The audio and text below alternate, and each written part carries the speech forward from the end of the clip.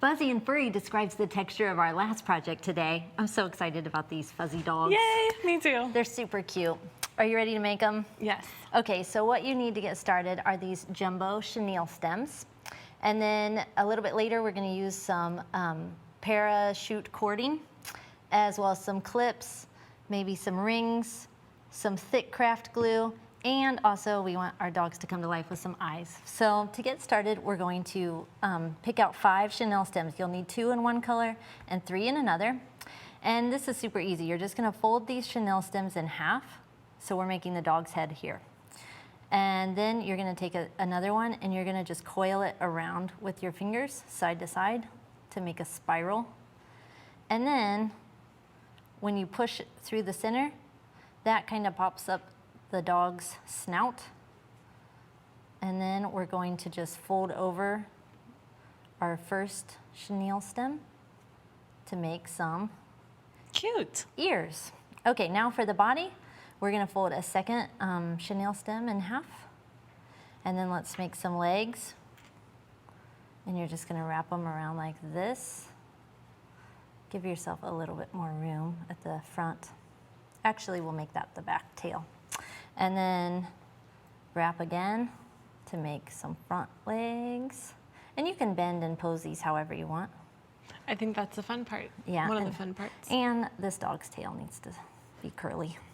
And then you're gonna just put the inside of the snout in on that top part right there. And you've got a puppy dog. And then you might need to fumble with it a little bit to get it to stand up. But you're gonna finish with some eyes. Isn't he cute? Super furry, adorable. Get ready for some extra cuteness when we put our eyeballs on them. There's one, and I love these eyes with the shanks on them. It makes it super easy to glue into the so texture. You can just kind of poke it down into the chenille stems. Yeah. And then just tuck them in like that. And then while I'm getting him perfectly posed, will you show us how to make a leash? I would love to. So you just start out with 2 cords, and I chose a rainbow cord and purple, and then folded them in half. How long are those cords? These, it depends on how long you want the leash. Oh, okay. So these could be, I think, as long as 16 or 17 feet long, but we'll have all the instructions online. Cool. So it'll be easy to follow the pattern as well.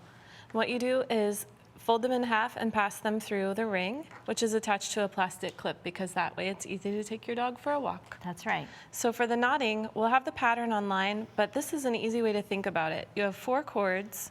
2 of the cords are going to crisscross inside the other 2. So there are the purple ones crisscrossing, and then we'll have the rainbow ones crisscrossing inside. And you can pull it so that it's tight, and you can see the pattern starting to develop, and it even starts to twist a little bit. So if you hold it while you're working, then you can do that crisscross pattern, and always working around the center, imaginary center cord there. This is fun because you can make a coordinating leash to match your furry friend. Yes. You can coordinate all your colors, use your favorite colors, or you could make a brown furry friend like a real dog and then add a colorful leash and collar. I love it.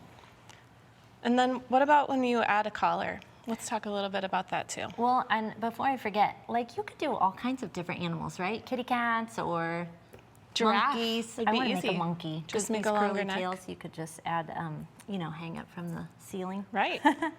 So if you want to make a collar for your dog, because this is going to clip to our clip that you're working on, will clip right into this ring. We have some instructions for a bracelet pattern, like the one I'm wearing. And you can just follow this pattern to make a teeny tiny little It's collar. really a bracelet, yeah, but now it's a collar for your dog. Yeah, and we're making that in a later episode. But I'll just show you, it just snaps around like so. Super cute. And then where's the ring? Yeah, and when you use a key ring style split ring like this, it has 2 loops that come open, so you could slide other charms and things onto there if you wanted to, or little buttons and I things. want to do that. I think you should. Okay, let's just clip in. But you could make leashes and collars for any of your stuffed animals, really. So let's make another animal. Okay, what color do you want? I think stripes are great. Okay, stripes it is. These are cool because they really are green and purple kind of variegated.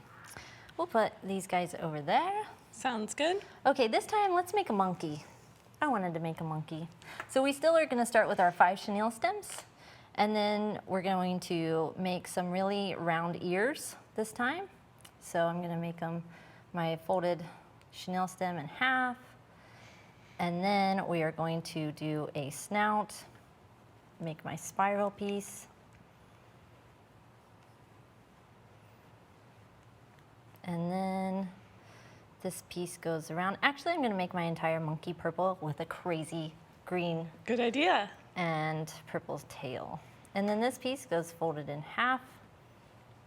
And I need, oh, we have one more. And we'll start with our tail piece. And now we need some limbs.